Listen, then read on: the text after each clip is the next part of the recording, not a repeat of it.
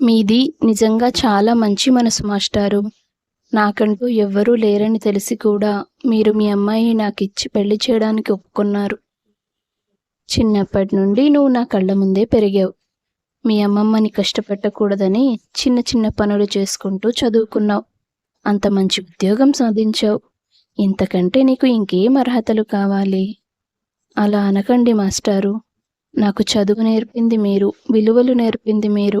నేను ఇవాళ ఈ స్థాయిలో ఉండడానికి సాయం చేసింది కూడా మీరే. అబ్బా! ఇకనైనా మాస్టారు అనడం ఆపు బాబు. ఇక నుంచి నేను నిన్ను అల్లుడు గారు అని పిలుస్తాను. నువ్వు నన్ను మామగారు అని పిలవాలి. సరే మామగారు, మీరు చెప్పినట్టే చేద్దాం. అలా గురువు శిష్యులైన వీరేశం, రోహిత్లు మామ అల్లుళ్ళయ్యారు. చూస్తుండగానే తెల్లారిపోయింది. నేహా రోహిత్ల పెళ్లి కన్నుల పండగగా జరిగింది. పెళ్ళైన వారం రోజుల తర్వాత వాళ్ళిద్దరూ సిటీకి వెళ్ళిపోయారు. ఏడాది తిరగకుండానే వారికి ఒక పాప పుడుతుంది. మనవరాల్ని చూసుకొని చాలా మురిసిపోతాడు వీరేశం. ఆ పాపకు రాధ అని పేరు పెట్టుకుంటారు. పాప పెద్దదవుతూ వస్తున్న కొద్దీ ఇంట్లో ఖర్చులు పెరగడం మొదలవుతుంది. అప్పటి వరకు భర్త జీతాన్ని విలాసంగా ఖర్చు పెట్టుకున్న నేహకు భర్త జీతం చాలీ చాలనట్టుగా అనిపిస్తుంది. తనకు నచ్చినట్టుగా ఖర్చులు చేయడానికి అవకాశం లేకుండా పోతుంది. దాంతో నేహ తన భర్తతో చీటికి మాటికి గొడవలు పడ్డం మొదలు పెడుతుంది. అప్పటికి రోహిత్ అర్థం చేసుకుని తనకి సర్ది చెప్పడానికి ప్రయత్నం చేస్తాడు. ఈ పాటి సంపాదనకే మురిసిపోయి మా నాన్న ఎవరూ దొరకనట్టు నీకిచ్చి పెళ్లి చేశాడు. పాపకు 10 ఏళ్లు నిండిపోయాయి. ప్రతి ఏడాదికి దానికి కాన్వెంట్ ఫీజు పెరుగుతూనే ఉంటుంది. కానీ నీకు మాత్రం జీతం పెరగదు. నువ్వు తెచ్చే జీతం డబ్బులు ఇంటి ఖర్చులకే సరిపోవడం లేదు. ఇక నేను సొంతంగా ఖర్చు పెట్టుకోవడానికి ఒక్క రూపాయి కూడా మిగలదు. ఇంకా ఎన్నేళ్ళు? ఎక్కడ వేసిన గొంగళి అక్కడే అన్నట్టు ఇలాంటి చాలీ చాలని బతుకు. ఎందుకు నేహ అలాంటి మాటలు మాట్లాడతావు? నా ప్రయత్నం నేను చేస్తున్నాను. ఇంతకంటే బెటర్ జాబ్ కోసం ప్రయత్నం చేస్తూనే ఉన్నాను. నీకు తెలుసు కదా, అన్నీ మనం అనుకోగానే జరిగిపోవు. కాస్త సహనం ఉండాలి అని భార్యకు నచ్చజెపుతాడు రోహిత్. ఏమో, నాకైతే నమ్మకం లేదు అని విసుక్కుంటుంది నేహ. ఓ రోజు నేహాకి సూపర్ మార్కెట్లో తన కాలేజీ ఫ్రెండ్ వికాస్ కనిపిస్తాడు. హాయ్ నేహా అంటూ దగ్గరికి వచ్చి పలకరిస్తాడు. హాయ్ వికాస్, నువ్వా? What a surprise! నువ్వు ఈ ఊర్లోనే ఉంటున్నావా? అవును, ఇక్కడ మాకు బిజినెస్లు ఉన్నాయి కదా, నేను నాన్నగారు కలిసి అన్నీ మేనేజ్ చేస్తాం. అవునా? అవును నేహా, చాన్నాళ్లకు కలిసావు. ఇక్కడికి దగ్గరలోనే మా ఇల్లు. నాతో పాటురా, మా అమ్మా నాన్నల్ని నీకు పరిచయం చేస్తాను. అయ్యో, ఇప్పుడొద్దు వికాస్, తర్వాత ఎప్పుడైనా చూద్దాం. మా పేరెంట్స్ రేపు నైట్ ఫ్లైట్కి యుఎస్ వెళ్ళిపోతారు. ఇప్పుడొస్తేనే నువ్వు వాళ్ళని కలవగలవు. ఎందుకంత మొహమాటం? వెళ్దాం పదా అంటూ నేహ చెయ్యి పట్టుకొని తన కార్లో వాళ్ళ ఇంటికి తీసుకెళ్తాడు. అమ్మో, మీ ఇల్లు చాలా పెద్దది వికాస్. ఇక్కడేం చూసావు? లోపలికి వచ్చి చూడు అంటూ ఇంటి లోపలికి తీసుకెళ్తాడు నేహాను. వావ్, ఎంత బ్యూటిఫుల్గా ఉంది. ఇది మీ ఓన్ హౌసేనా? ఇది just one of our houses. అంటే మీకు ఇంకో ఇల్లు కూడా ఉందా? ఒకటి కాదు, ఇంకా 4 ఉన్నాయి. అవునా? మీరు ఇంత రిచ్ అని కాలేజ్లో ఉన్నప్పుడు ఎప్పుడు చెప్పలేదు. అందులో అంత స్పెషల్గా ఏముంది చెప్పుకోవడానికి? అమ్మా, నాన్న, తిను నా కాలేజ్ ఫ్రెండ్ నేహ అంటూ తన తల్లిదండ్రులకు పరిచయం చేస్తాడు. నేహ వాళ్ళతో కాసేపు మాట్లాడి పనమ్మాయి తీసుకొచ్చిన కాఫీ తాగి, సరేనండి, ఇక నేను బయలుదేరుతాను అంటూ అక్కడి నుంచి బయటకు వస్తుంది. వికాస్ తనని కార్లో డ్రాప్ చేస్తానంటూ ఇంటి దాకా తీసుకొచ్చి దిగబెడతాడు. ఇది నా విజిటింగ్ కార్డ్, ఇందులో నా ఫోన్ నంబర్ ఉంది. నీకు ఎప్పుడు మాట్లాడాలనిపించినా చెయ్యొచ్చు అని చెప్పి అక్కడి నుంచి వెళ్ళిపోతాడు వికాస్. రోహిత్ ఆఫీస్కి వెళ్ళిపోయాక రాధను స్కూల్కి పంపించేసి ఇంట్లో ఖాళీ సమయం దొరికినప్పుడల్లా వికాస్తో ఫోన్ మాట్లాడడం మొదలుపెట్టింది నేహ. ఫోన్ కాల్తో మొదలుపెట్టిన వాళ్ళ మాటలు బయట కలుసుకొని షికార్లకు వెళ్ళేదాకా వచ్చాయి. ఓ రోజు వికాస్ నేహాతో, కాలేజ్లో ఉన్నప్పుడు నేను నీకు చెప్పాలనుకుని ఆగిపోయిన విషయం ఒకటుంది తెలుసా? ఏంటి వికాస్ అది? మన కాలేజ్లో ఉండే అమ్మాయిల్లో అందరికంటే నువ్వే క్యూట్గా ఉండేదానివి. నీకు ఎంతమంది ఫ్యాన్స్ ఉండేవాళ్ళో తెలుసా? అందులో నేను కూడా ఒకడిని. మన ఎగ్జామ్స్ అయిపోయిన తర్వాత నేనే నీకు ప్రపోజ్ చేయాలనుకున్నాను. కానీ నేను నా ప్రేమను చెప్పేలోపే నువ్వు నీకు పెళ్లి కుదిరింది అన్న విషయాన్ని చెప్పావు. అది నాకు చాలా షాకింగ్గా అనిపించింది. ఇక అప్పుడు నా ప్రేమ గురించి చెప్పి ఏం ఉపయోగం ఉందని నీతో చెప్పలేదు. వికాస్ మాటలకి నేహ ఏమీ మాట్లాడకుండా మౌనంగా ఉండిపోతుంది. 3 సంవత్సరాల తర్వాత నాకు ప్రియాకు పెళ్లి జరిగింది. కానీ మా ఇద్దరికి సెట్ అవ్వలేదు. ఈ వయసులో కూడా నాన్నగారు కష్టపడుతూనే ఉన్నారు. అన్ని బిజినెస్లు మేనేజ్ చేయాలంటే చిన్న విషయమేం కాదు. దాంతో నేను తనకి ఎక్కువగా టైం ఇవ్వలేకపోయాను. అది నచ్చక తను నాతో విడాకులు తీసుకుంది. ఇక ఆ తర్వాత నాకు పెళ్లి మీద ఇంట్రెస్ట్ అనేదే పోయింది. అయ్యో, అలా జరిగిందా? నువ్వు కష్టపడి సంపాదించేది నీ భార్య కోసం, నీ వారసుల కోసమే కదా. డబ్బు లేని వాళ్ళు లేక ఏడుస్తుంటే ఇంత ఆస్తి ఉండి అనుభవించడం చేతకాక విడాకులు తీసుకోవడం ఏంటో. కొన్ని తలరాతలు అంతేలే, మనం ఏం చేయలేం. అసలు ఇప్పుడు కాలేజీలో నేను నిన్ను ప్రేమించిన విషయం ఎందుకు చెప్పానో తెలుసా? నాకేమనిపిస్తుందంటే నీకు నీ భర్తకు మధ్య సఖ్యత తగ్గిపోతుంది అని. అతని పట్ల నీకు విముఖత ఏర్పడుతోందని. అలాంటప్పుడు అతనితో కలిసి ఉండడంలో అర్థమే లేదు.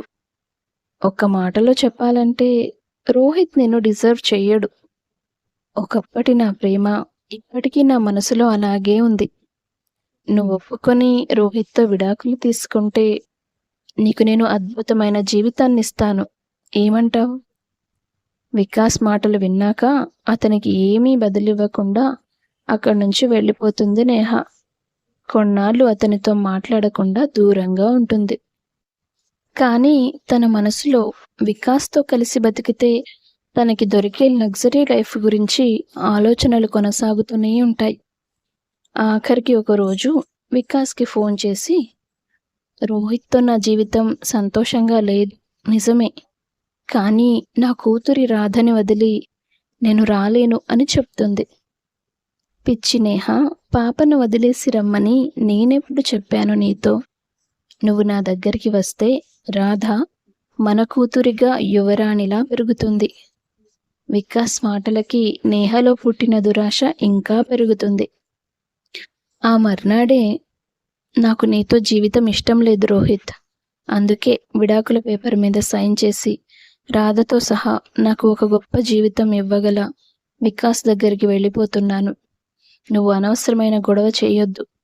ఈ పేపర్స్ మీద సంతకం చేసి ఈ మొబైల్ నెంబర్కి కాల్ చేయి అని ఒక లెటర్ రాసి డివోర్స్ పేపర్స్ అక్కడ పెట్టేసి రాధను తీసుకొని వికాస్ దగ్గరికి వెళ్ళిపోతుంది. నువ్వు నా కోసం వచ్చినందుకు నాకు చాలా సంతోషంగా ఉంది. నీకు రోహిత్కి విడాకులు మంజూరయ్యాక మనం పెళ్లి చేసుకుందాం అని తనకి చెప్పి నమ్మిస్తాడు వికాస్.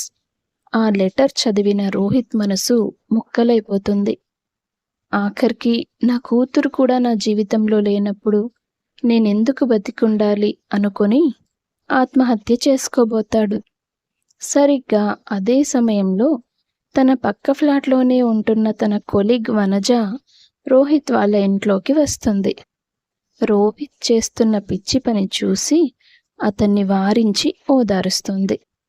రోహిత్ నేహ కోరుకున్నట్టుగా విడాకుల పేపర్ల మీద సంతకం చేసి ఆమెకు పంపిస్తాడు. వాళ్ళకి విడాకులు కూడా మంజూరవుతాయి.